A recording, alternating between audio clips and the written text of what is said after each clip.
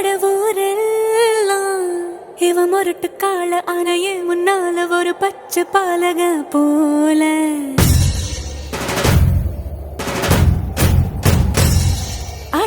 அடநாடெல்லாம் பிடிவாதக்கார அண வந்து பாருங்க வீட்டில் கண்ணு குட்டி போல